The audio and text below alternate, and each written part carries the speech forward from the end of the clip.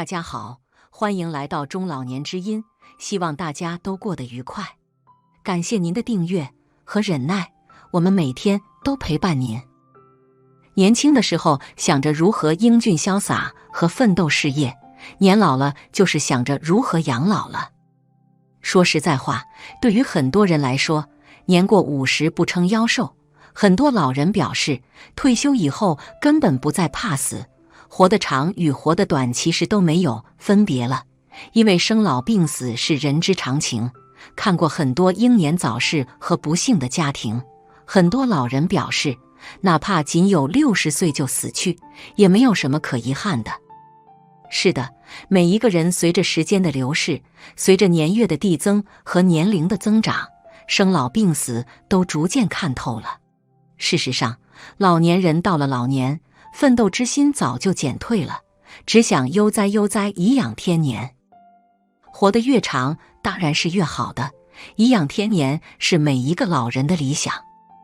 颐养天年享受生活并不是一种缺德，实际上这是一种正确的人生观。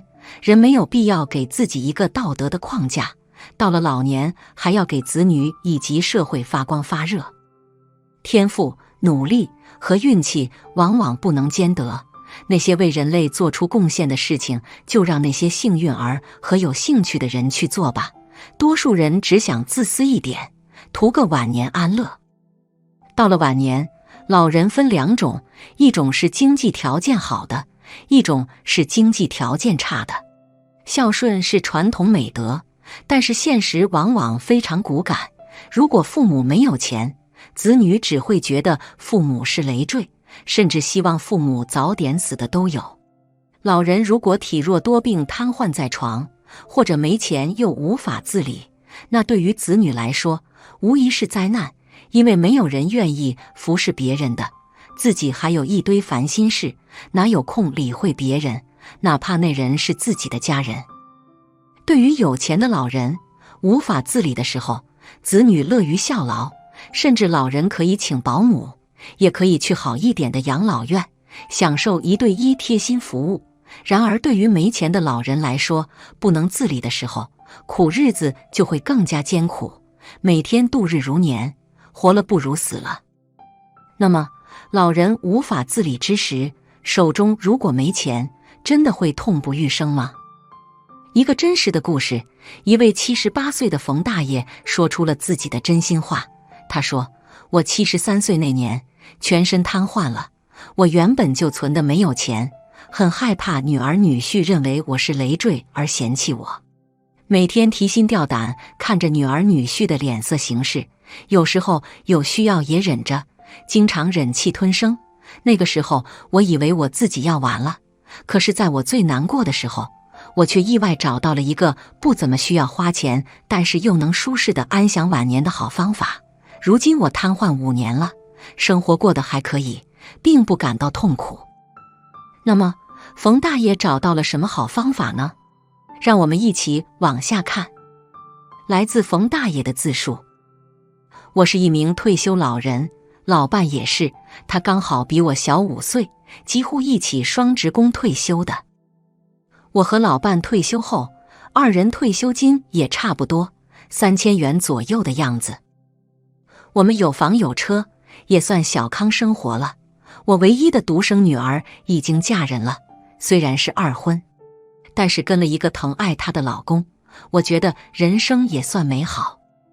没有生育儿子，我原本就不感到遗憾，虽然我老家有重男轻女的思想，然而我并不落后，从小把女儿当成独生子那样疼爱。我和老伴退休后，原本打算环游中国的，但是因为怕浪费钱就没去，而且旅游其实意义不大，无非就是见识一下大自然的神奇，凑凑热闹而已。我们想通了以后，也就没有出外省了，即使旅游，也是在省内，风景本身就没什么好看的，日子还是照样过。我们居住在自己的老房子里，因为有点存款和退休金，我们衣食无忧，我感到挺幸福的。我的生活让那些没有退休金、没有存款的老人羡慕，因为那些老人即使做住家保姆，给儿子儿媳妇带孙子，可是依旧过得不如意，因为没有钱。他们过得有些委曲求全，而我却春风得意。我跟老伴每天去逛街买东西，生活滋润。我跟老伴的感情也特别好，是可以百年好合的那种。我们两个的退休金加起来将近7000，用作生活费真的是绰绰有余了。虽然在小城市生活，不是显得那么富贵，但是我们能够自给自足，也没有大病，真的是知足常乐了。其实只要我们没有到达无法自理的地步，根本就用不着子女来养活我们。那个时候我是很得意的，邻居亲戚朋友都羡慕我们，说我们是有单位的。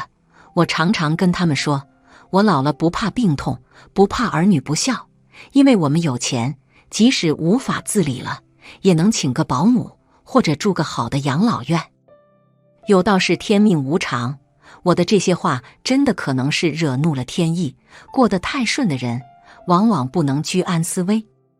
的确，我跟老伴身体一向比较好，也用不着检查身体。看着别人整天去医院捡药，我们甚至有些瞧不起别人。别人太不懂得如何生活了，太不懂得照顾身体了，活得很愚蠢，很悲催。然而，话说得太满，总是容易出问题的。老伴得了宫颈癌，而且是到了中期，我们花了几十万，但是也只是延长了几年而已。在我68岁那年，63岁的妻子终于熬不住病死了。而那些整天去医院捡药的，还好好的活着。我整天以泪洗面，在妻子死去的第1年，我活得很惨，整天活在孤独的阴影里面，顾影自怜。我的积蓄存款全没了，之前总是大手大脚的买东西炫耀，还要居高临下施舍给别人一些礼物。但是老伴走了以后，我恨不得别人不认识我，因为别人两夫妻还好好的，一家人其乐融融，经常拍照。新时代的到来也带来了很多乐趣，别人的生活才是令我羡慕的。比如他们经常旅游，去唱歌，去餐厅吃饭，去打牌搓麻将，真的活得很潇洒。而我精神比较差，身体也开始下降。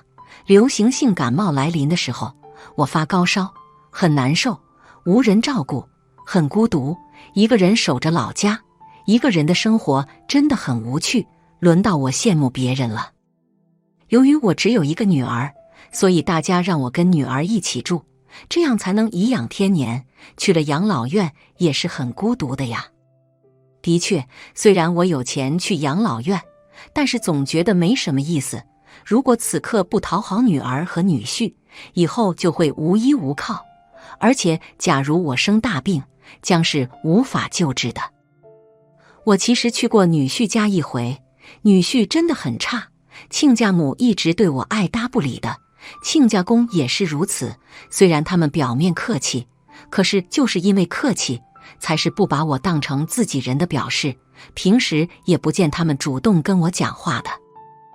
我女儿其貌不扬，所以丈夫并不怎么疼爱她，她婆婆也对她不怎么样，因为之前她连续2胎生育的都是女儿，所以婆婆说她是扫把星转世。由于当初婆媳不和，即使女儿生育了第3胎是儿子，结果婆媳的关系还是没和好，因此女儿在婆婆家的地位并不怎样。我一去到亲家那里就知道了，他们对待我反映出他们平时是如何对待我女儿的。女儿告诉我，她丈夫对她家暴很多次了，结婚20几年，她活得很痛苦，因为有几个孩子联系着，所以这么些年才没有分开。女儿活得这么惨，我也曾经想方设法想要讨好女婿，弄好他们之间的关系，可是我无能为力。我一个人在老家孤独的生活，独居生活其实也没什么不好的，我觉得自由自在，不用寄人篱下看人脸色。想起以前看女婿亲家脸色，在女婿家生活不自在，我就喜欢独自一人的生活。我每个月退休金仅有3000多，也算活得很滋润，因为3000多元够我花半年的，只要身体没病，绝对能够自力更生。我的晚年生活早就计划好了，我要去养老院生活，不依靠女儿。而且我附近有几个老人，和我也算聊得来，他们不是坏老头，是以我的人品结交到的几个朋友。只是不如人意的是，在我72岁那年，我突发脑溢血，在一次吃饭的时候倒在地上，像得了羊癫疯一样抽搐。好在那个时候我的弟弟在我家吃饭，然后把我送去医院，我才治好了。但是弟弟不是跟我住在一起的，我不知道下一次有没有这么好运了。我每天提心吊胆的过活，然而偏偏就有了第2次倒地，因为没有按时吃药的缘故，我再次倒地，打电话给弟弟，弟弟赶来。我真的觉得不得不找个人服侍了，弟弟也这样说，要么跟女儿一起生活，要么去养老院。我在医院治疗的时候，医生告诉我，我以后恐怕要下身瘫痪了，即使不瘫痪，也必须要有人照顾才行。我想到了我那个独生女儿，我这才想到，生儿生女还是不一样的。如果有儿子，我可以跟儿子生活在一起，养儿其实才是用来防老的，女婿跟儿子根本没法比。第2次的脑溢血使我命保住了，但是下半身彻底瘫痪。我的上半身可以自由活动，可是下半身无法自由行动，晚年只能在床上或者在轮椅上度过了。自从瘫痪在床以后，我的心态无与伦比的差，有种好死不如赖活的心态。我女儿在女婿家，我真的不知道怎么办好了，一度想进养老院，失去自由的日子，每时每刻依赖别人的日子真的很难受。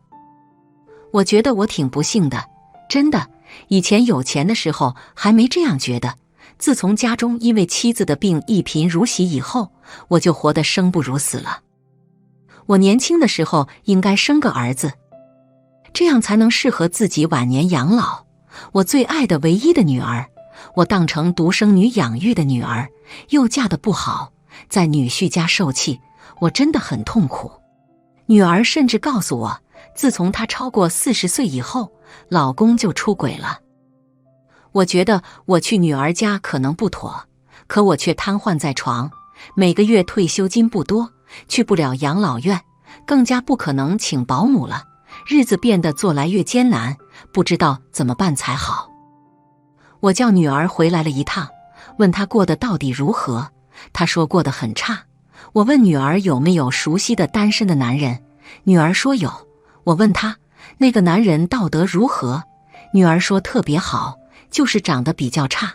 我说长得差不要紧，能力如何？女儿说那个男人能力也差，学历高中的，只不过还算是一个比较有道德的男人。我叫女儿就找那个男人，果断离婚吧。于是女儿果断跟女婿离婚了，跟那个同学在一起了。那个同学姓张，张先生的确其貌不扬，但是也不算很丑。我跟张先生见过一面，觉得他的品德还是可以的，我相信我过来人的眼光。事实上，女儿嫁给了张先生是幸福的，女儿本身就有赡养我的义务。虽然张先生跟女儿都是能力平平，但是好在张先生品德还可以，光棍的年龄能够娶到我女儿，他也是满足了。我当时在养老院的时候，女婿是把我当成他亲生父亲对待的，女儿其实贤良淑德，是我让女儿珍惜婚姻的结果。当然，照顾一段时间以后，他也是不那么满意，因为我太难伺候了，他还在我面前尴尬地抱怨，说实话，我亲生父母都得不到我这样的对待呢，我亲生父亲都不让我洗澡洗脚的。他后面是让女儿来伺候我，而他不愿伺候，这让我有些难堪。我知道这或许是人之常情，谁愿意天天给别人家的父亲天天洗澡呢？出院后，其实我可以在女婿那里生活的，但是女婿和亲家竟然有些反对。女婿说，要是你父亲来了，你来服侍他，我不会服侍的，每天有他一口饭吃就算好了。女儿有些左右为难，我一旦过去，他们夫妻必定大伤感情的。二婚没几年，我不想他们离婚，离婚再找也难了。难得这个男人还能对我敷衍了事，也算可以。而我女儿的儿女还没有出社会，都在读书，我女儿也是压力很大。我学聪明了，自己在老家生活。其实除了腿不能自由活动之外，我还是可以坐在轮椅上活动的，自己能吃饭和方便，我也是能够做到的。甚至于洗澡，只要女婿女儿给我在洗澡前洗澡后弄好，实际上我也是可以的。吃饭我可以在女儿家吃，也可以叫外卖。我唯一比较辛苦的就是洗澡的问题了。其实女儿的丈夫跟我距离并不是很远，大概3-4公里的样子，是同一个镇子不同村子的。我想到了一个拙劣的方法，就是让女儿过来服侍我，然后她回去，女儿和女婿轮流帮我洗澡。起初他们答应了，因为不用住在他们家，不用花他们的钱。因为我有退休金，我知道按照这种方式能够维持一段时间。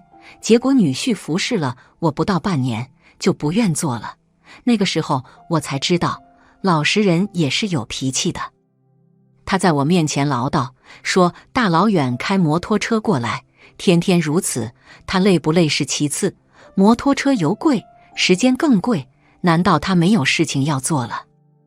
而且女婿说我身上味道很重，叫我自己慢慢擦沐浴露，穿衣服的时候叫他就行了。他不帮我洗澡，他说自从他给我洗澡以后，他自己身上也臭了，害得他回去要好好洗澡换身衣服才敢见人。而且告诉我，洗澡必须在傍晚，白天绝对不能叫他过来，他有事。我知道女婿抱怨我服侍太劳累，因为他自己也有自己的事要处理。为了不影响女儿跟女婿，不破坏他们的感情生活，我整天寻找更好的养老方法，希望可以找到一个我的经济能力可以接受的养老法。我又想到了养老院了，我可以去一个好一点的养老院，至于钱，我可以把老房子卖了。不过一旦我这样做了，跟女儿和女婿从此没有联系，我总觉得跟女儿经常见面比较好。女儿是我唯一的女儿了，看见她能够带给我些许安慰。其实我在世上唯一的牵挂就是女儿了，只有女儿才能给我温暖，让我凄惨的人生得到安慰。我有几个老同事花了自己的退休金去养老院生活后，儿女对他不管不顾的，最后在养老院活得很糟心，没有亲人看望。我日思夜想，终于想到了一个更好的方法，就是将老房子过户给女婿，利用老房子来让女婿安心，取悦女婿，让他尽心尽力服侍我。女婿早就在打我这个老房子的主意了，他觉得我这套老房子卖了，可以给他们提供不少钱。他嫌弃我，也就是看我体弱多病，瘫痪在床。我没钱给他，却让他天天伺候，是不可能的。房子成了我取悦女婿的工具。当我把房子过户给女婿这种想法告诉女婿后，女婿心中欢喜，但是压抑住了自己的这份喜悦，没有在我面前表现出来。我知道他原本就是觉得这套房子是属于他的，我死了之后不就属于他了吗？看他想答应又不答应，于是我补充道，如果你不同意服侍我，不同意做这套房子的主人，那我就入住养老院了，把这房子卖了。女婿当场变脸，说愿意接受我的第一条件。我知道他觊觎已久了，其实他的想法虽然有些猥琐，也是人之常情。我也不蠢，没有直接过户给女婿，而是用白纸黑字跟女婿签订协议，让他照顾我10年以后，再把房子过户给他。女婿一直希望得到老房子，所以虽然不愿服侍我，也是同意了，就当是为我打工。他赚这套房子，觉得值了。果然，签订协议以后，他立刻变得孝顺起来，经常在手机上查看卖房子能得多少钱之类。他怕我反悔，对我从来不敢忤逆我，还告诉我之前因为很忙才说不愿服侍我的。他说其实他自己一直很想给我尽孝，这下有机会了。他表示我女儿是一个特别好的女人，他会好好照顾我女儿。后来我发现他果然对我女儿好多了，我女儿说自己非常幸福。协议一式两份，他怕我改口，就一直尽心尽力地服侍我。就这样，时间久了，他对我依旧很好，从嫁好变成了真好。让我没法想象的是，就连亲家母和亲家公对我态度都好了不少，我能感受到他们的亲切。只要我身上有病痛有需要，他们就会前来照看我，我以前根本享受不到这待遇。如今，我依靠这种方法已经度过了5年的时光，女婿的确很孝顺，从以前的假孝顺已经逐渐变成了真孝顺了。我觉得自己聪明绝顶，我的身体经过女婿的料理，心情好多了，营养多了，自然身体也好了一些。虽然好的不是特别明显，因为随着年月递增，我身体本身就是容易多病痛的，就算女婿照顾得再好，也难抵疾病的侵袭。看着女儿女婿这么孝顺，女儿跟女婿这么相亲相爱，我心中感到非常幸福。我虽然在生理上有些痛苦，但是晚年是图一个内心安乐就够了。我的晚年生活的确是安枕无忧了，我的身边有了女儿的陪伴，我觉得很好，很满足。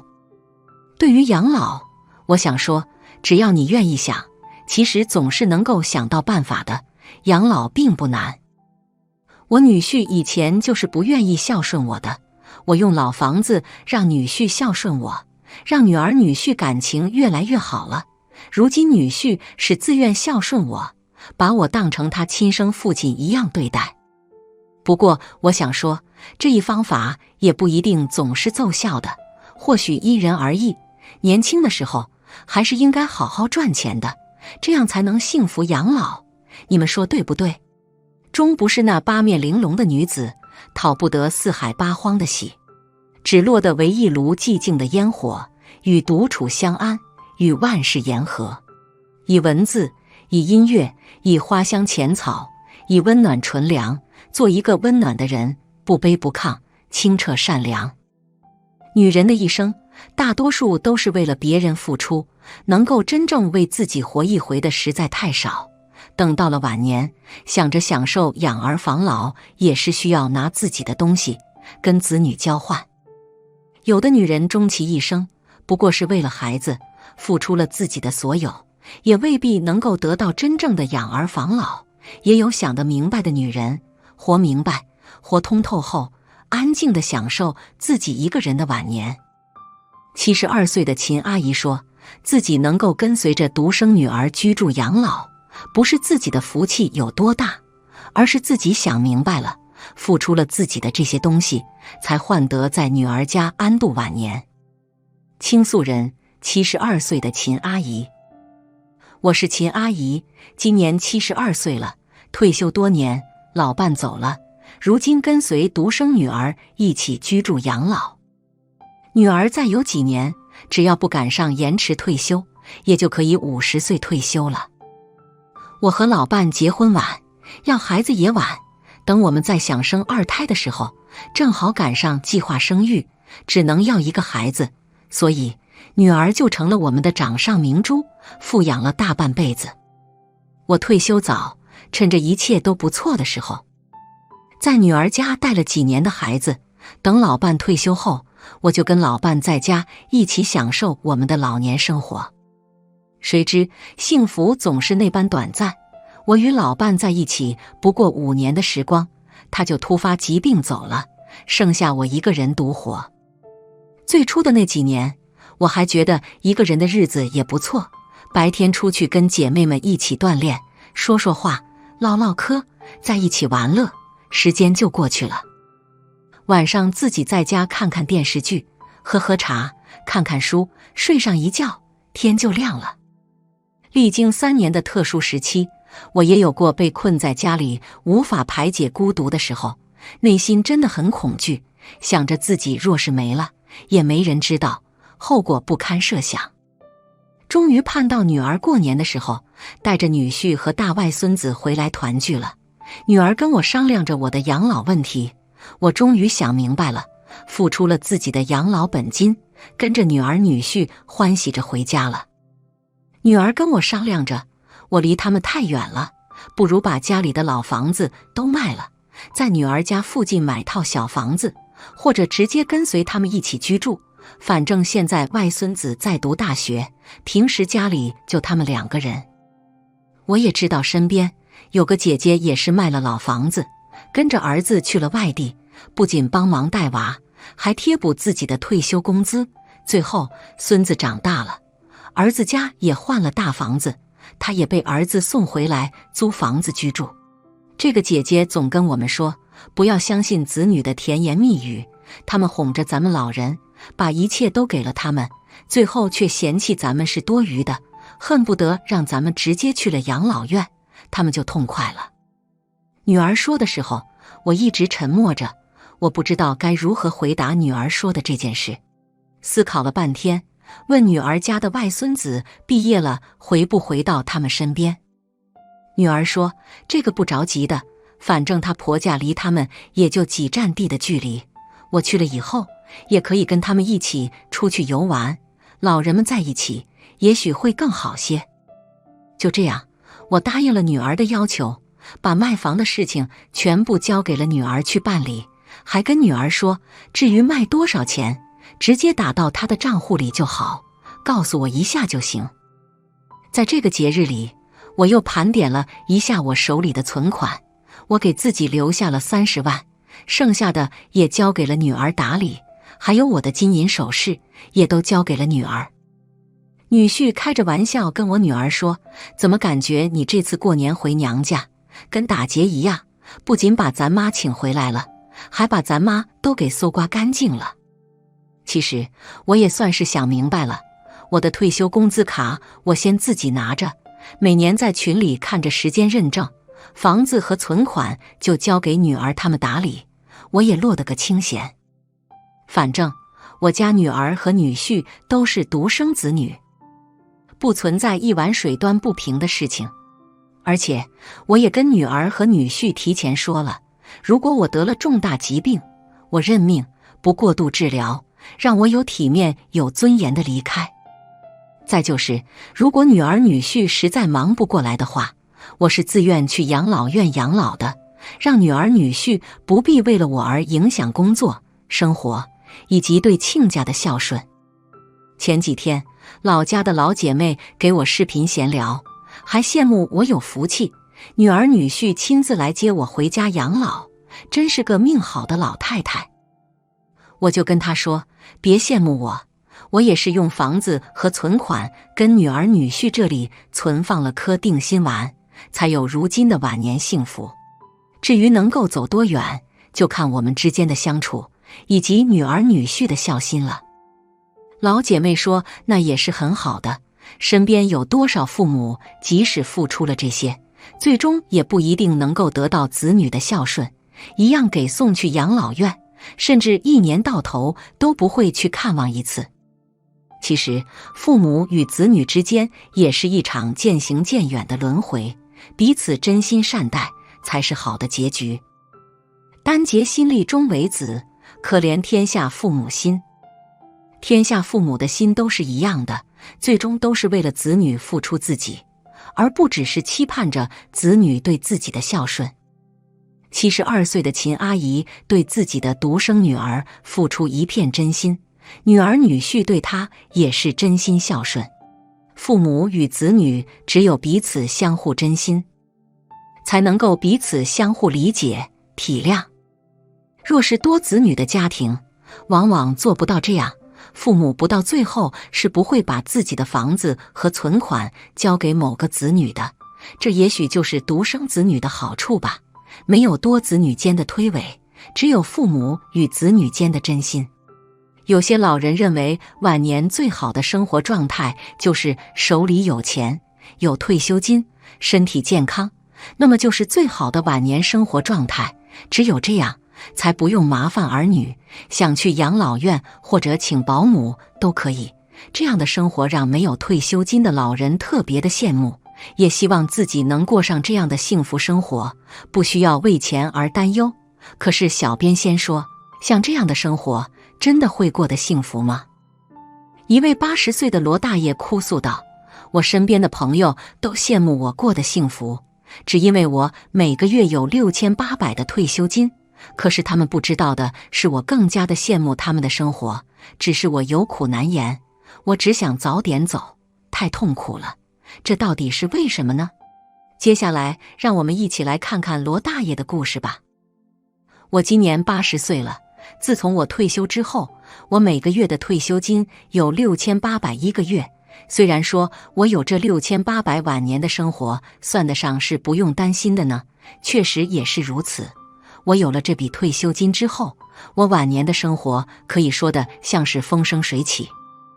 可是也正是因为我有这笔退休金之后，引来了很多嫉妒我的人。其实说真的，我不明白他们有什么好嫉妒我的，就因为我有这笔退休金吗？所以让他们整天说一些讽刺我的话，我是真的挺反感这样的人的。我之所以能有这么高的退休金，肯定是我年轻的时候努力工作，一步一步爬到高层。所以我的付出都是有回报的，我并不觉得我有这6800，很骄傲，这一切都是我应得的。在我老伴没有去世之前，我们两人的生活是过得很幸福的，我们的生活过得很平淡，也不用为儿女操心，他们生了孩子之后，也不用我们去帮忙带。我儿媳懂得体谅我老伴的辛苦，加上他们两人的年代思想不同，所以我儿媳不用麻烦老伴，自己来照顾孩子。不过我老伴也是过来人，他知道照顾一个孩子是有多么的辛苦，所以他不想看到儿媳那么的辛苦，就给他请了个保姆回去帮他带，让他轻松一些。我儿媳见到我老伴这么的为他着想之后，她对我老伴非常的好，3天2头给我们买东西，还会给老伴买黄金手镯，一家人其乐融融的。虽然不住在一起，但是我们经常来往，儿女也经常回来看望我们，我们也知足了。我当时还想着多带老伴出去看看世界的，因为前半辈子都是辛苦了他，为这个家辛苦劳累。虽然说我是男的，我应该支撑起这个家，然而有我老伴的帮助，我的压力反倒没有那么大，让我有了喘息的机会。然而就在我想带老伴出去环游世界的时候，我的老伴生病了，他得了白血病，而且还是只剩2个月时间。我老伴不想受折磨，所以就让我好好在家陪陪他，不让他去医院受那些苦。我答应了他，把他带回家之后，他想要做什么事情我都陪着他，让他开心度过最后2个月。老伴最终还是离开了我，我心里也不好受，但是也只能接受。在老伴离开之后，我就不知道该往哪里走了，感觉自己就成了个孤儿一样，漫无目的，没了方向。我是不情愿一个人生活的，但是我又不想去打扰我儿女。虽然我儿媳一直叫我去，但是我不想，我觉得他们有自己的生活，我也想过自己想过的自由生活。然而就在我生活了2年之后，我就发现我的身体慢慢的在下降了，各项体能都没有之前那么好，加上走一圈下来都得呼吸很久才喘得过来。那个时候我就感觉到我的身体出现问题了。后来我去做检查，医生跟我说我有些轻微的脑梗，让我注意点平时，最好就是不要一个人生活了，不安全。在我跟儿女说了这件事情之后，我儿子立马赶了回来，让我赶紧跟他一起回去，他们来照顾我，不然他不相信。我儿媳也连忙在一旁附和儿子说的话，还说：爸，你就安心的在我们家住下吧，这样一来我们也放心，你说是不是？你不用担心，我们一定会给你养老的。”看到他们两人都这么的孝顺，我也不好多说什么，于是我就答应了去儿女家轮流养老来着。我为什么会选择轮流养老，也是因为不想太劳累儿子儿媳了。如果我两边都轮流住的话，这样他们也得个空隙休息一段时间。在我来到儿女家养老之后，我的生活就开启了不一样的生活，过得特别的幸福。他们每天都轮流带我出去玩，给我买衣服买鞋子。老伴之前还跟我说，不管怎么样，晚年都不要跟儿女一起生活，不然会出事。当时我还觉得老伴说的有道理，可是跟儿女相处之后，我觉得都是老伴想多了，完全没有事，我也过得很幸福。我还希望能够在儿女家生活一辈子呢。可是后来发生的事情却让我失望至极。在儿女家生活的第2年的时候，就发生变化了。由儿子要换车开始，我口袋的钱就一点一点的没有了。儿子跟我说，他的车开了很多年了，有些旧了，配不上他现在的生活了，而且经常要搭老板去应酬，他也不想被老板嫌弃，所以就跟我说想换一辆豪车，100来万的雷克萨斯新款。当时我没有那么多钱，但是我看到儿子满心欢喜的样子，我也不想让他失望，而且我想着我这辈子都是跟他们生活的了，所以干脆我就把老房子给卖了，这样就有钱给他们换车了。儿子换了车之后，走路都带风了，对我更加的好，别人见到他都夸他能干。我听到儿子被夸，我心里也高兴。然而女婿知道我买车给儿子之后，他心里或许也有些不爽了吧，于是就让女儿来怂恿我给点钱，他们买大房子。我一直以为都没有重男轻女的迹象，加上我把老房子卖掉的时候也得了200来万，我一咬牙，剩下的钱就给了女婿买房。女婿当时跟我说，爸，你放心，我们买了房子之后，就让你装修一间特别豪华的大房间，让你住得舒舒服服的。我听着女婿说的挺认真的，我心里也相信他。可是谁想到，在他们几个都搜刮完我的钱之后，我连个茅坑都没得住，别说大房子了，门口都不得进。把老房子卖得来的钱都给了他们2家之后，我可以说是把我的后半生都交给他们了。然而我的儿子在这个时候看到女儿家买了那么漂亮的大房子，他们又不甘心了，也想换，因为他们现在住的房子也只是150平方而已，女婿换的是一套别墅，所以儿子儿媳肯定是看不过去的了，就说让我出点钱给他们换大房子。我跟他们说我已经没钱了，可是我儿媳不相信，说我每个月退休金那么多，肯定还有一笔钱的。确实这些年来，我的退休金我也存下了一笔钱，主要我也没有怎么花，这些年都是在他们2家轮流过，也没花，所以存了一点。本来我是想着这笔钱我存着晚年养老用的，儿子却跟我说，爸，你就算没有了退休金，你也不用担心，我跟妹妹都会养你的，不会对你不管不顾的。难道你看到我们过得这么困难，都不要愿意帮助一下吗？我这个人最经不住儿女在我面前服软的了，我作为他们的父亲，也不想看到他们过得不好，于是我二话不说就给了退休金儿子，让他们拿去换一套房子，而这还并没有跟女儿女婿说，他们也不知道。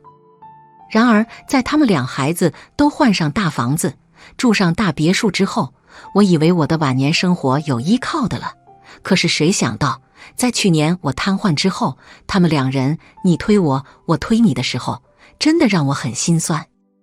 更加过分的是，我瘫痪之后，他们都嫌弃我住到他们家里去了。儿子家的是他的岳父母要住进来，所以没有我的一席之地，就把我推给女儿。我心想，女儿是我上辈子的情人，在这个时候应该不会丢下我这个老父亲的。可是我想错了，我连女儿家的门口都进不去，遭到了女婿的嫌弃，不给我进门，说我是瘟神，不能给他家带来霉气。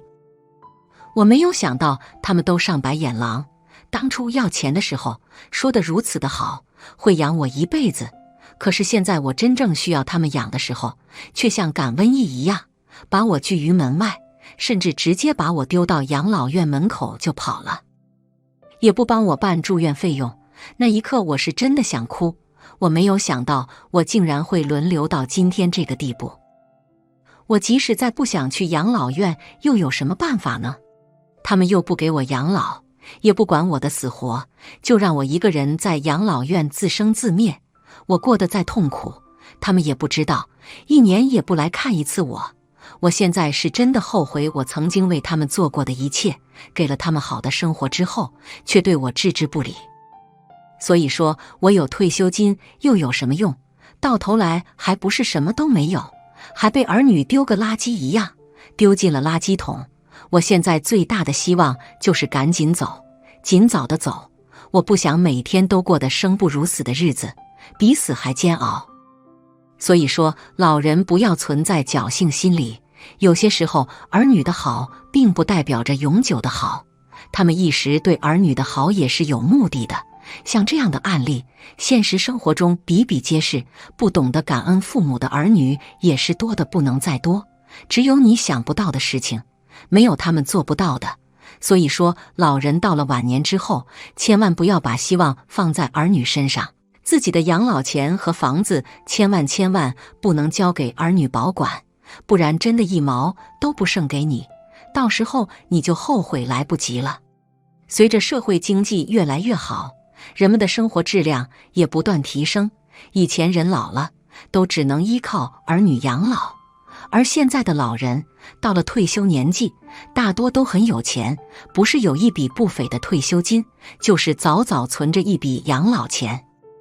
所以当下的老人们大多都不再奢望儿女养老，自己有钱，靠自己养老就行。目前很多老人都流行请保姆养老，每个月花个4、5千就能请个专业保姆来伺候自己。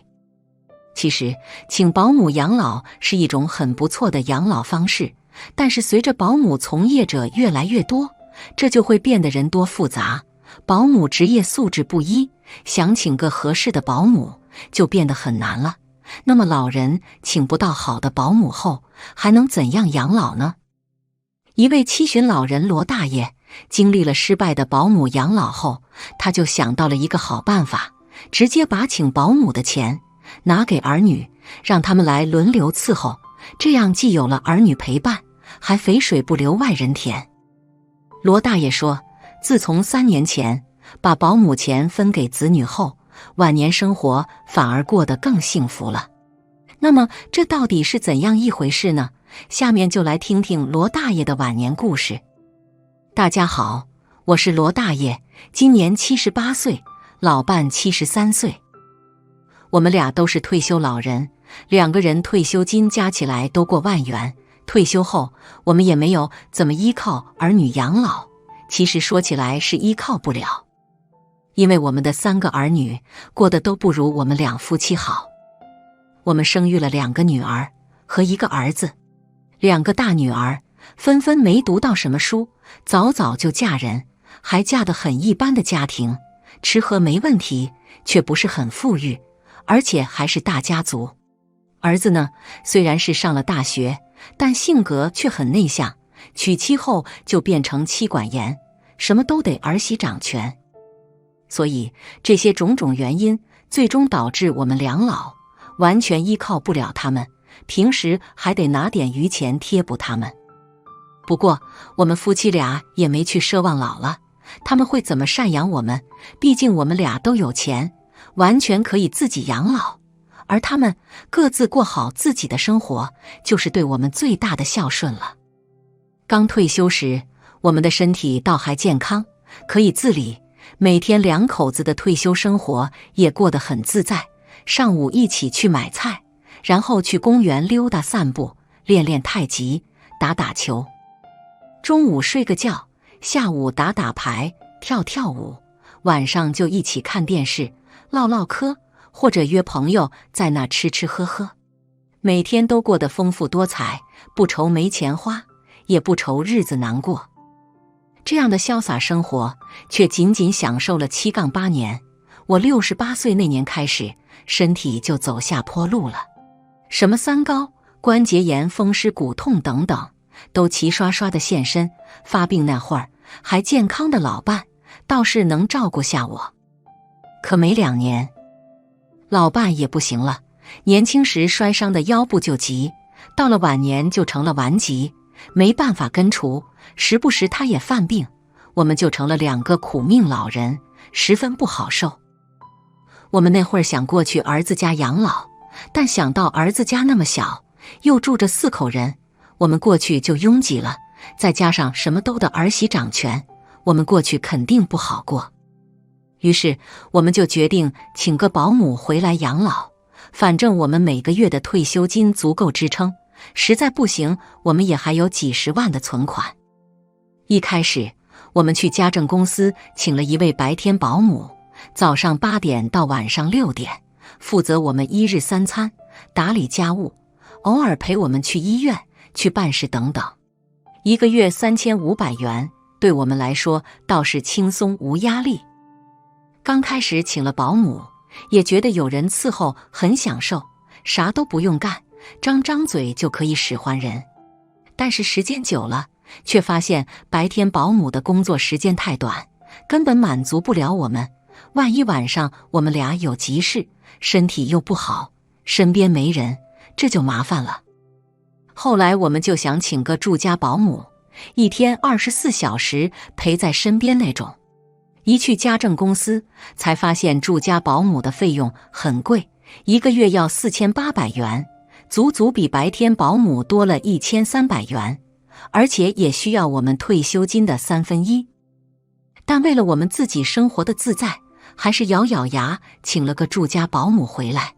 虽然说住家保姆确实比白天保姆更能干，但是时间久了，更换的保姆多了，我们却发现请的住家保姆跟白天保姆没啥区别，无非就晚上能使唤下他，可人家也要睡觉，很多时候大晚上也叫不到，感觉就有点白请了。还有我们请的保姆也没有很贴心的那种，一个个应付了事的，做好1日3餐，搞好卫生后，他就自己忙自己的，很少会来关心我们。时常叫保姆多做点事，他也是说了就会动手，不说就偷着闲。有些保姆还脾气不是很好，说他几句不好的，他不认错，反而还会回怼我们。我们请过几个很没职业素质的保姆，有喜欢克扣菜钱的，每个月给他2500元伙食费，可他每到月底前都会想各种借口，跟我们说用光了，还得再拿几百给他，实际正常买菜用不了那么多，大多数伙食费都被他拿来买自己的生活用品去了。也有手脚不干净的，每天都笑眯眯的，背地里却很贼。我们家好多补品、零食、粮油，甚至一些零碎小钱，都会被保姆给顺走带回家。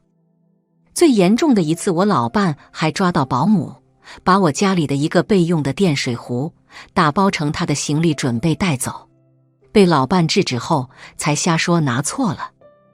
最让我们无法忍受的是，遇到了一个坐地起价的保姆。有一次老伴住院，保姆去陪护，需要两边走，我们觉得挺辛苦他的，就决定给他加工资，每天加100元，当做辛苦费。谁知尝到甜头的保姆第3天就跑过来跟我说，得再加工资，每天加200元，按正常的护工价给他算。我觉得这很荒唐，已经正常给他算工资，再额外每天加了100元，他还要加，真的让人怄火。请保姆养老4年，我们就换了快8个保姆，直到最后一个我们认为还不错的保姆，可是人家也是不值得期望，一开始做得很好，让人很满意，后面熟悉了，就跟其他保姆一个样。5年前，我的大女儿退休在家，退休金很低，家里开支却很大，想去再就业也没人要。于是老伴就说，要不让大女儿来伺候，我们把保姆钱拿给她，反正请保姆也是请，干嘛不让自己的女儿来赚这笔钱？我觉得挺好的，自家人肯定比外人更贴心。我们跟大女儿一商量，一开始她还不肯来，说赡养父母本该是她应尽的，如今要花钱请她伺候，她怕会让人说闲话。经过我和老伴的再三劝说，最终大女儿还是答应了，辞掉保姆，让大女儿伺候。说真的，自家人比外人要舒心得多，平时可以跟女儿唠唠嗑，谈谈心，这些是跟保姆行不来的。还有女儿是有孝心的，很多时候就会迁就我们，不会像保姆一样脾气很大。大女儿伺候没多久，同样提前退休的二女儿和儿媳纷纷看到他们大姐照顾我，月月有钱，也纷纷嚷嚷要公平对待。我和老伴觉得也是要一碗水端平。就这样安排了他们仨，每个人每个月伺候10天，每天给他们180元，10天就1800元。至于哪天谁来伺候我，就他们自己安排，谁有空谁就来。过年留下来陪我们的，还会加更多钱。都说有钱能使鬼推磨，把请保姆的钱分给儿媳和2个女儿后，我发现他们仨变得很和气，一直跋扈的儿媳也温顺了很多，也许这就是钱的魅力吧。而我们两老也变得很幸福自在，每天都儿女为伴，前呼后拥，邻里之间看了都纷纷羡慕我们好福气，老了还能让3个儿子争着来伺候。虽然有些人知道我们是花钱请儿女来伺候的后，纷纷觉得我们这种幸福是金钱换来的，不值得羡慕，甚至还质疑我们这种养老方式不会长久。但是我和老伴却一点也不在意他们的说辞，因为我们余生也没多长，当下过得幸福就行。还有现在很多感情都是需要金钱维持的，这是不可否认的事情。如果还能花钱换来感情的和睦，生活的幸福，这不应该值得庆幸吗？所以我们觉得把保姆钱分给子女，让他们来伺候我们这种养老方式很靠谱，让退休的儿媳女儿都有了额外收入，也让我们得到了孝顺和伺候，更让这个家庭的氛围变得和气美满，可以说是一种很不错的养老法子。你们说对不对？很多老人有条件都不会想跟儿女一起住，长时间跟儿女一起住就会出现矛盾，去养老院那里没有上万的消费，根本谈不上过日子，去那只是受苦了。所以晚年选择雇佣保姆养老成为了多数人的选择，即使跟儿女住得不远，也不会同住一屋檐，距离才产生美。72岁的钱大爷说，晚年我跟儿女住过一段时间，真的太受气了，后面就一直自己过，雇佣的住家保姆必须要谈好这4个条件，不然花钱也难受。接下来我们看看钱大爷到底经历了什么样的故事。我今年72岁，因为之前在单位当领导，所以现在退休的我也有8000个月的退休金。我有1个儿子1个女儿，相对那时候来说，我的孩子算是少的了。很多家庭都是3个以上的儿女，尤其农村人，1个家庭甚至有10几个儿女的。我的儿子今年47岁，正值壮年了，离自己居住的地方只有不到2公里，而女儿嫁得比较远，正所谓嫁出去的姑娘泼出去的水，我是不再希望她能对我养老送终。刚退休没几年，老伴就得病去世了。因为老伴的这件事，我也怕自己没多少年可活的了，这才跟儿子住了1年左右。刚开始一起住的时候，我们双方都是挺开心挺友好的，儿媳也不说什么，加上女儿嫁得太远，肯定不考虑跟女儿一起住了。真的跟我以前和我老爸住一起一样，开始相亲相爱，可1个星期之后就开始有点怨言。儿子有时候生气，不管我做什么都会被他骂。说这也干不好，那也干不好，回家还要操这个心那个心的，这生活真的没法过了。我退休了，肯定是很闲的了，所以家务全部交给了我。煮菜以前都是老伴煮的，所以对我来说能做一份炒蛋就不错了。而儿子和儿媳却想要我做好内务，这不是找不自在吗？所以我挨骂了也不敢说什么，毕竟儿子还在工作，工作上不顺利，有脾气是正常的。可后面的日子一天比一天难过，儿子跟儿媳说话的语气都是那种很不耐烦的感觉，叫我吃饭的时候都是这样叫：老东西过来吃饭了，啥都干不了，不吃快点凉了，我可不会加热，还有吃完记得洗碗。就这样1年过去，忍不了我就回自己家住了，因为家里长期不住，很多地方都发霉需要打理。可儿子儿媳送行李给我就马上走了，自己心里多少有点怨言，毕竟养了那么大的儿子，感觉白养了。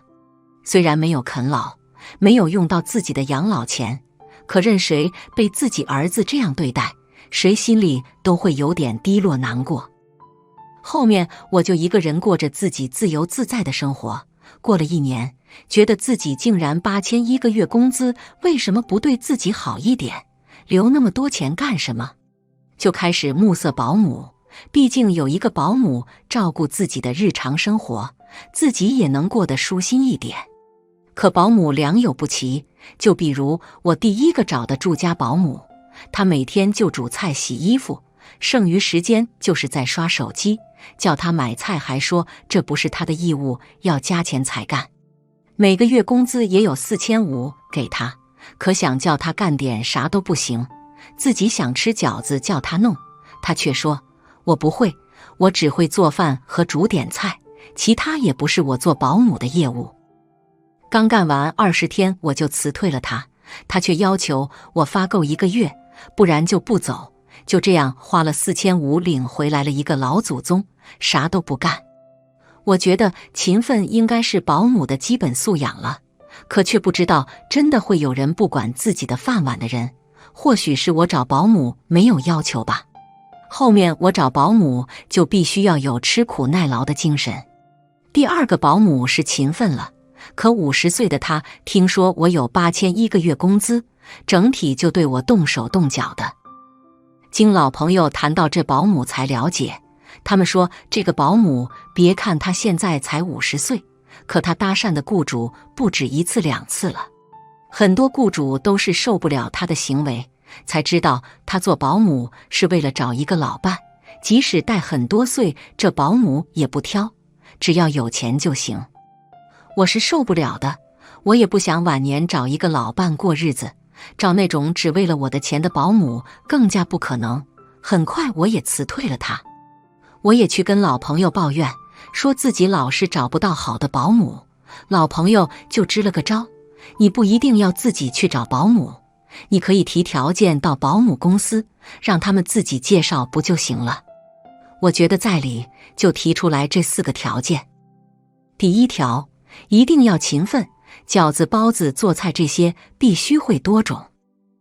我不想再招到一个不勤奋的人，整天就知道玩手机，做事情拖拖拉拉的，还有想吃饺子都不会做的保姆，不然花这钱感觉也不值得。有人说这么勤奋还会学做那么多菜的人，那人家为什么还做保姆？可我也不管，就提了这个要求。第2条，一定要安守本分，来我这的保姆不能是为了来找对象才当保姆的人。我不想保姆是为了来找对象才当保姆的，想以保姆的身份让雇主对他好，跟他谈感情之类的。我不想这样的保姆，每天都不安分，甚至觉得我必须对他如我以前老伴一样言听计从，这种保姆要不了。第3条，不能是那种会抽烟喝酒的，还有乱发脾气的保姆。你不提这个条件，很有可能会招到一个男保姆，脾气大的令人难以接受，每天抽烟喝酒，能搞得房子乌烟瘴气的。甚至我的老朋友说过，之前保姆公司介绍的一个男保姆，整体叫人去喝酒，毕竟就是他自己一个居住，房子大的情况下，那男保姆就叫他那些狐朋狗友来喝酒，所以必须要这个条件。第4天，不能有小偷小摸的行为。很多保姆觉得竟然是住家保姆，那就很多东西都可以使用，可使用不代表拥有。有的保姆会顺吹风筒、剪刀、菜、充电器等等，虽然不值钱，但是自己发现找一个充电器都找不到，才知道保姆拿回家的，还有剪刀那些都被保姆带回家的，也不是没有过。我不喜欢这样的人，有这行为的，我都不敢随意放点零钱了，不然保姆拿走其中一部分，我都还以为自己记错了钱的数额，所以必须要有这条件约束。能满足这些条件的保姆，真的能让我舒心自在很多。虽然能满足这些条件的保姆要求工资5000，我也无所谓，毕竟人家这条件那么好。所以有这样的保姆，很多人都羡慕我，晚年生活能这样过得那么舒心自由自在，真好啊。晚年生活找到一个好的保姆，会让你年轻很多，不用操劳那么多事情。可没提好条件就让保姆上门工作，只会徒增烦恼，毕竟不是什么保姆都好说话的。最后只想说，养老靠一个好的保姆，不需要儿女也能过得舒心自在。我83岁，当了27年保姆，儿子们都不肯养我老，直到雇主出了个主意，儿子都抢着给我养老。我姓赖，是个农村老太太，我和老伴生了2个儿子，老伴在我43岁时病逝了。好在当时2个儿子都已经长大，大儿子在读大学3年级，小儿子读大学1年级。因为我和老伴都没读过什么书，所以就希望儿子们能多读点书，都说知识改变命运，我们希望孩子们将来能有出息。于是我们不怕劳苦，努力挣钱，还到处借钱供孩子们上学，孩子们也很争气，成绩一直很好。老伴走前生病花了不少钱，儿子又还要上学，在家种地挣到的钱还不够生活，而且老伴没了，我一个人也种不了多少地，收入就更微了。我听我表姨说，给人当保姆很挣钱，而且要求不高，会洗衣做饭，会打扫卫生就行，说他邻居在做。我就让表姨帮我介绍，让他邻居带带我。就这样，我跟着表姨的邻居到城里学习了1个多星期，然后就上岗做起了住家保姆。这一做就做了27年，从43岁做到70岁，这期间工资每年都在涨，雇主换了11个，其中后面这个姓彭，我叫他小彭。我在小彭家做了16年，主要是家侍候他85岁独居的母亲，照顾他母亲的1日3餐，给他洗衣、打扫卫生，陪他聊天。而我的2个儿子也各自毕业、工作、成家，他们结婚时，为了1碗水端平，我分别帮他们付了首期，给他们在城里买了婚房。之后我的工资，我只留1000块做生活费，剩下的都给2儿子平分，帮他们还房贷。2个儿子都有一份收入不错的工作，都在公司当高管，大儿媳自己开服装店，小儿媳在大公司财务部门任职。6年前，小鹏的母亲走了，是自然走的，无病无痛，走得很安详，走时98岁。小鹏母亲走后，我也70岁了，该退休了。我本来在60岁时就想退休了的，只是小鹏母亲不舍得让我走，我也想着自己身体还硬朗，能多挣几年钱就多挣几年吧，多为儿子们分担点压力也好。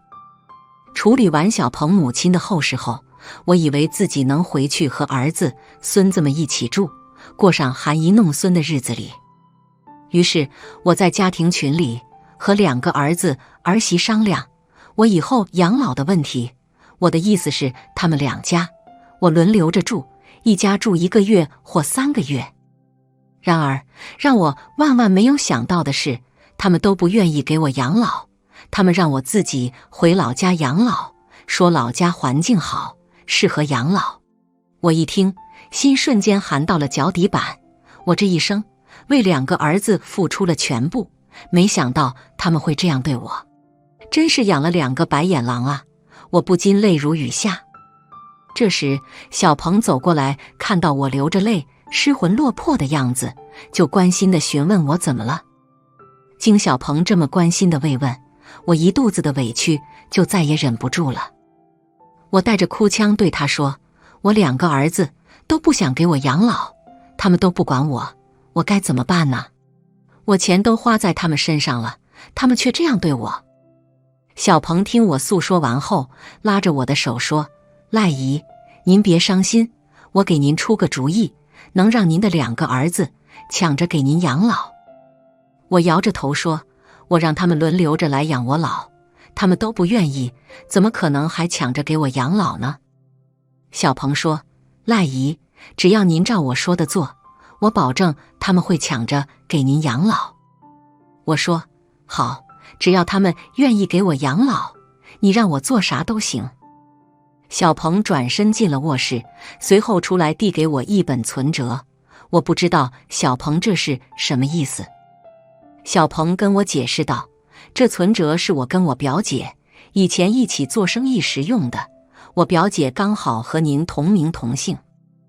这存折打了很多进出账的流水，最后显示的余额是120多万，但实际上里面是没有钱的，因为我们后面为了方便又办了一张卡，跟存折是互通的。后来我们的生意转让了，钱也都从卡里赚出来，我和表姐平分了，但我们没去打印存折，所以最后一栏显示余额还有120多万。你带着这个存折回老家，故意透露出去，你还存着很多钱。然后您按我说的做，您的儿子儿媳自然会来找你，还会争着给您养老。我一听，觉得这是个好办法，于是我带着存折，穿着小鹏送我的新衣服，拿着小鹏给我的5000块钱，就回了老家。我照着小鹏的交代，到家放下行李后，就去了离家不远的菜市场，买了2斤牛肉、3条鱼、1只老母鸡和2把青菜，然后叫了辆车送我回家。在我们那里走路也就几分钟的路程，我竟然花钱叫了辆车把我送回家，是很不正常的事。村里人传闲话的速度真是神速，我这边才刚把肉洗好，鸡还没杀呢，2个儿子就前后的打电话回来了，问我怎么回事，几步路还要花钱打车。我说，我老了，辛苦了一辈子，不舍得吃，不舍得穿的，到头来却得不到2个儿子的一点点关心。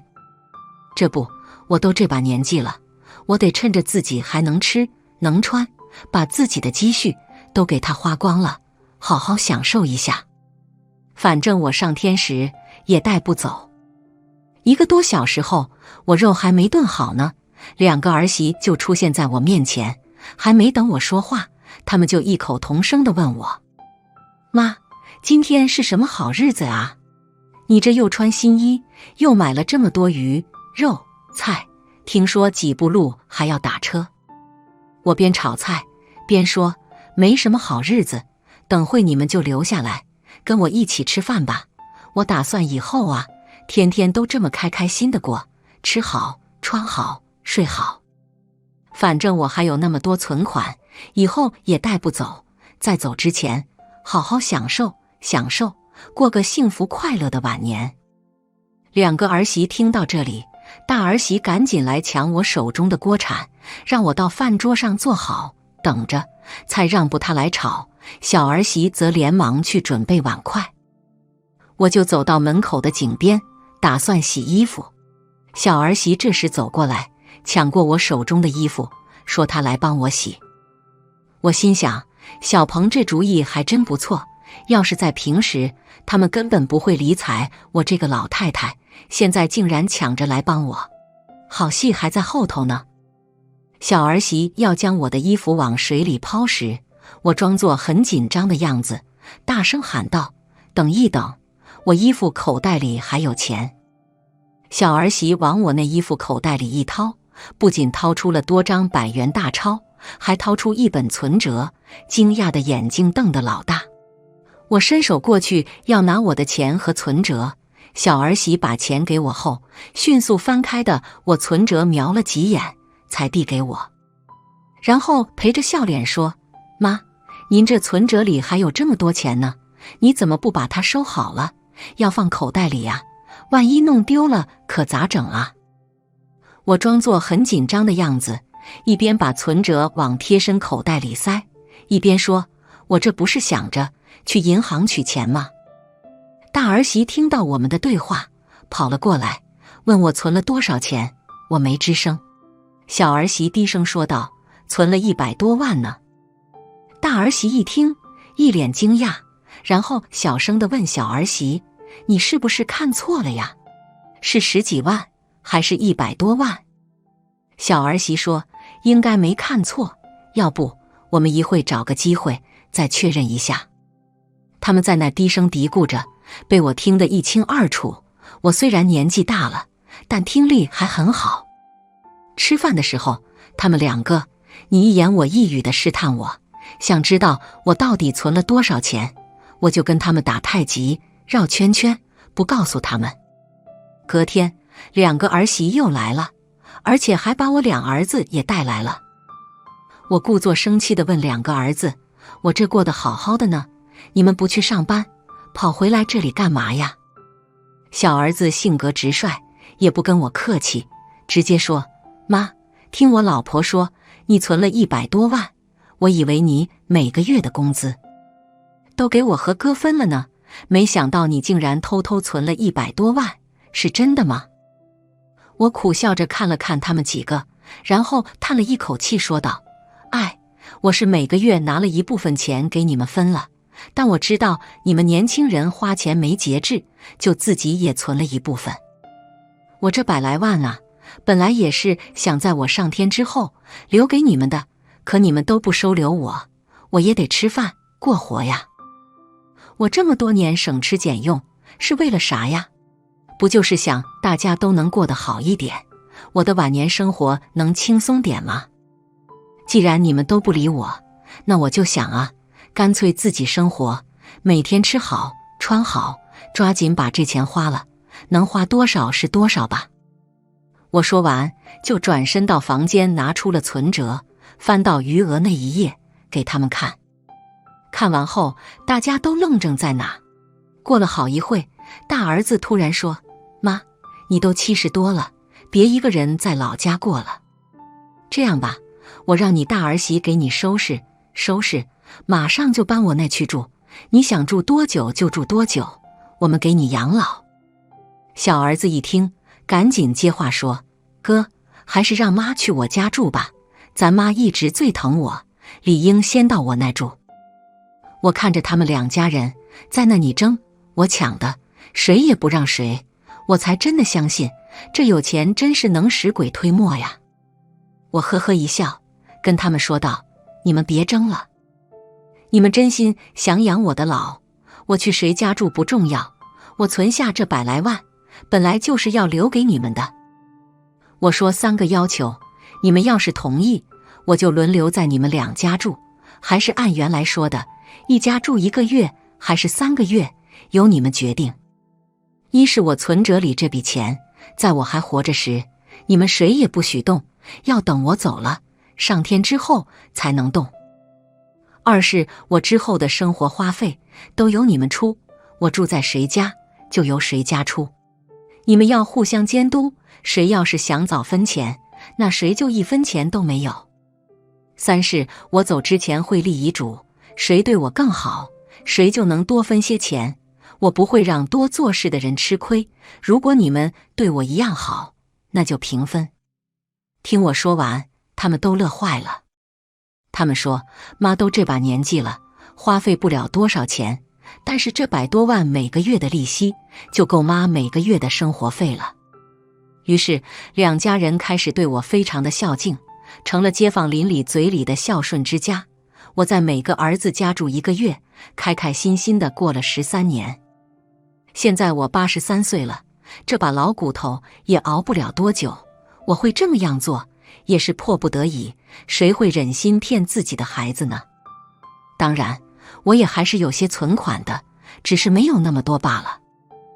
我今天跟大家分享自己这个事，就是想告诉大家，有钱一定攥在自己手里，不要像我这样早早给孩子们分了。人老了，这钱真的是命，是尊严呐。多亏小鹏给我出了这主意，我才不至于老无所依。赖姨说的对，人老了，钱就是命，是尊严。虽然欺骗子女是不对，但也是不得已而为之。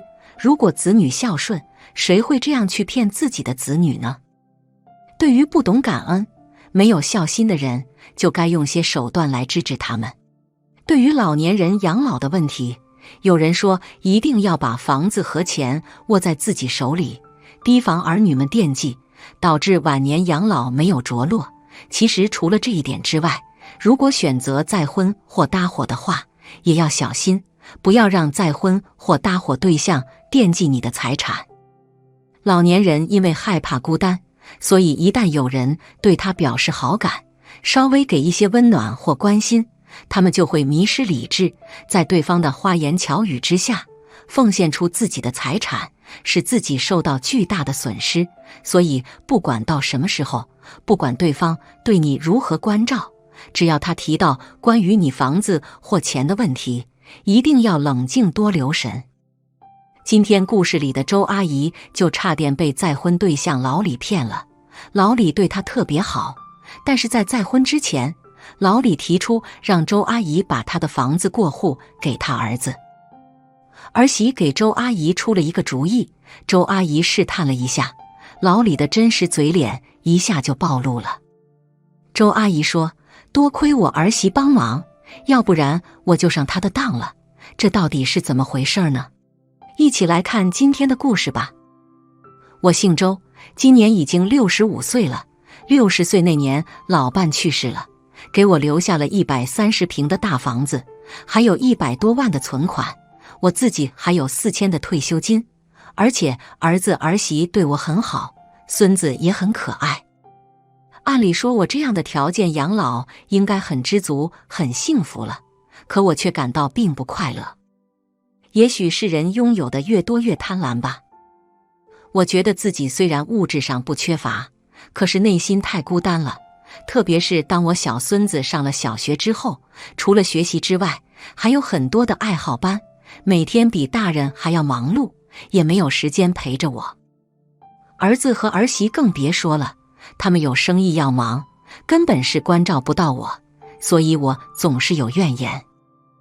儿子儿媳为了让我不孤单，给我报了旅游团，还给我报了老年大学，甚至还给我买了几万块的钢琴让我学弹琴。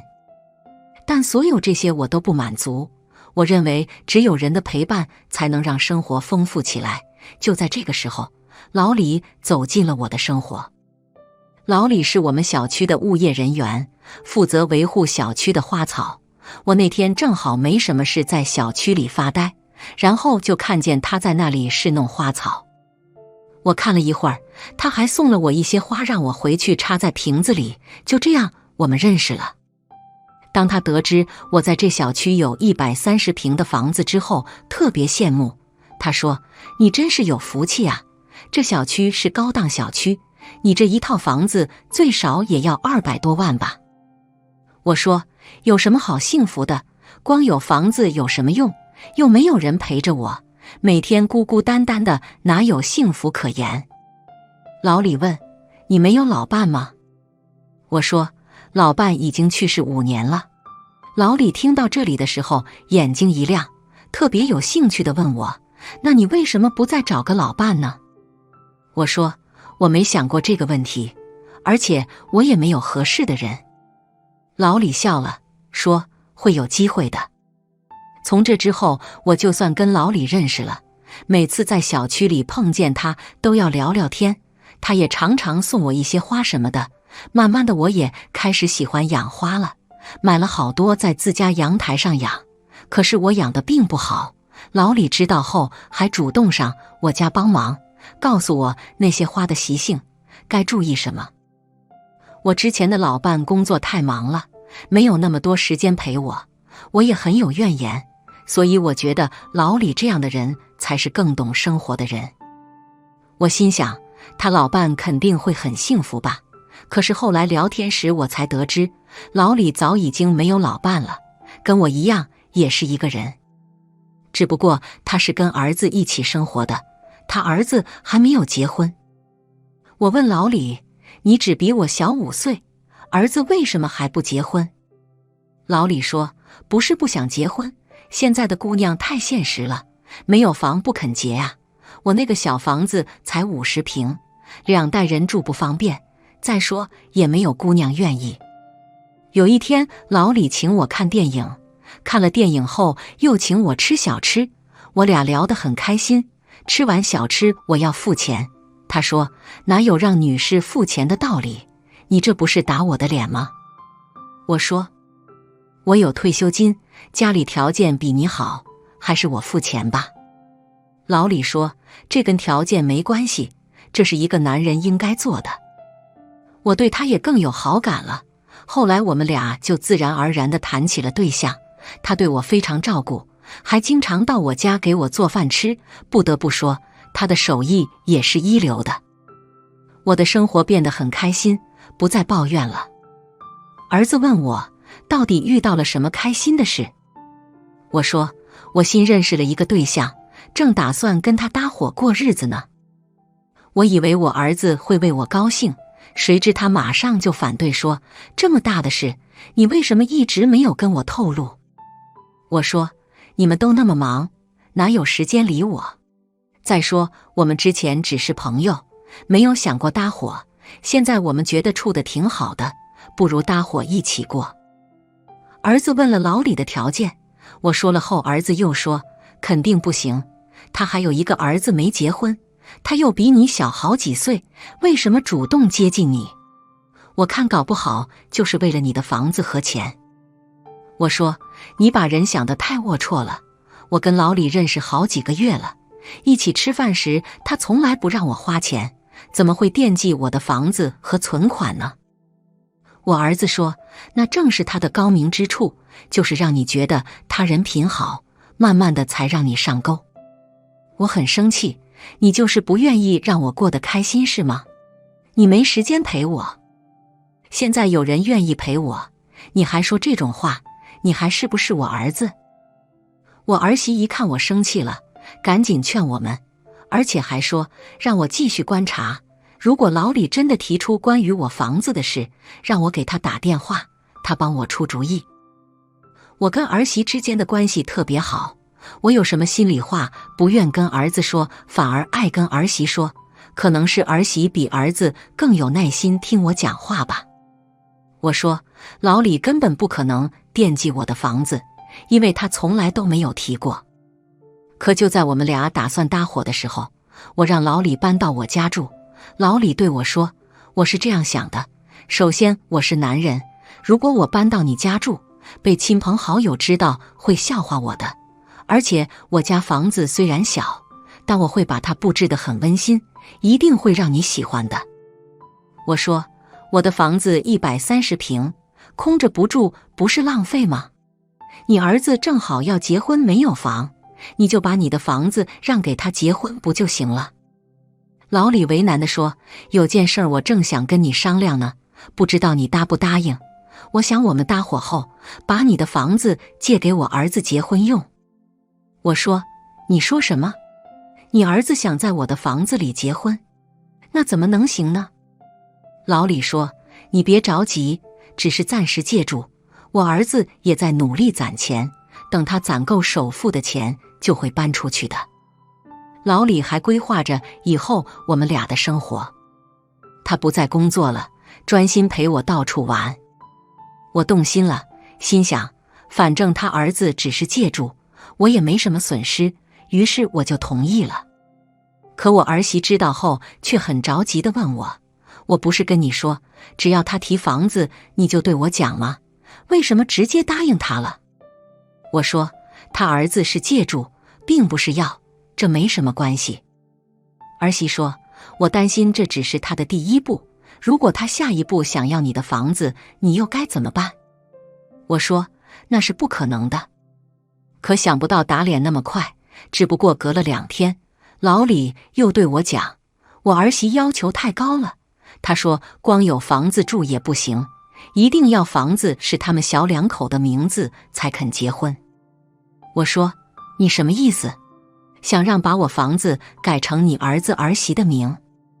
老李说，是的，但这不是真的，只是为了骗我儿媳。我们可以写份协议，等我儿子攒够钱就让他搬走，房子再改回你的名。我说那我也不愿意。老李说，你难道还不信任我吗？我什么时候骗过你？我说我得回家考虑考虑再说。回家之后，我赶紧给儿媳打电话，问她该怎么办。儿媳说，妈，别犹豫了，他就是骗子，你别听他说什么协议，协议管什么用，到时候他不承认了，你不还是麻烦吗？难道这么大岁数了还去跟他打官司吗？可是我这个时候被老李一直以来的温和体贴迷惑了。我说，如果他不是骗我，说的是真话呢？我如果因为怀疑他而失去了这个人，就等于失去了以后幸福的机会，那不是太可惜了吗？儿媳想了想说，我给你出个主意，你明天这样回复他，如果他愿意照我说的做，那么你就可以同意，并且要找律师公证，如果他不同意的话，你就赶紧离开他，他100%不是真心的。然后儿媳就给我出了主意。第2天，老李主动约我出去吃饭，在吃饭的时候问我考虑的怎么样了。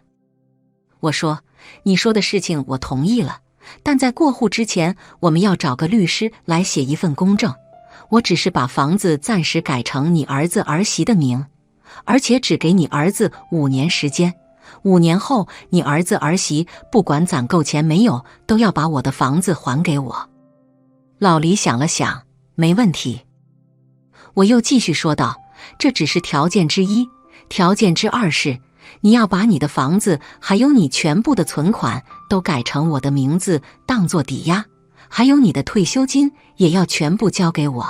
什么时候你儿子还我房子了，什么时候这些东西我再还给你，并且我们之间的交易不写公证。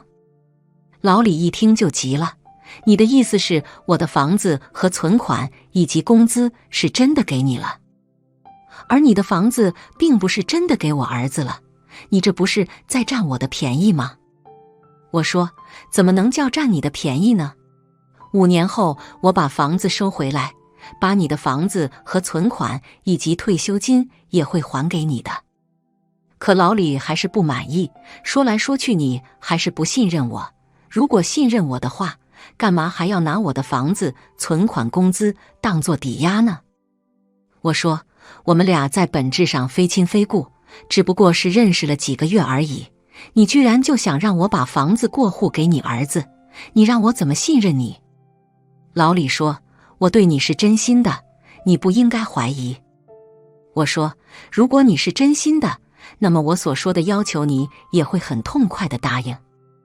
老李说，我没有办法答应你，因为如果我儿子5年之后不把房子还给你的话，你依照合同依然可以把房子要回来，而我的房子存款给了你之后，我却没有办法要回来。我说，那就看你儿子守不守信用了，如果你儿子不守信用，我当然要这么做了。你之前说你儿子只是借用5年，现在又说这个话，你不是自相矛盾吗？老李很生气，反正我不同意。我说，那你儿子也别想住我的房子，本来你这个要求也太离谱了。结果老李就生气了，像变了一个人似的，凶巴巴地对我说，如果你不答应我的要求，那咱俩就分手。我反问，你以为今天这顿饭后我还继续跟你处吗？就你刚才的这些话，我已经看清了你的嘴脸了。老李一生气，起身就走了，这次连饭钱也没有付。这次多亏有儿媳帮我，否则的话，我搞不好真的一塌糊涂，把房子拱手相让了。所以老年人哪怕再孤单，或者你认识的对象对你再体贴，只要他提到关于你房子和钱的事，你就直接分手就对了。当您沉浸在这些故事中，愿他们激发您的思考，也能传递温暖给他人，不求回报。感恩您一路相伴，期待您的点赞与分享。有不到之处，希望您能在评论区给我留言，我会对每个留言回复。我也迫切地希望能与您就任何话题进行交流。愿我们一同积累福报，走向更加健康、更幸福的生活之路。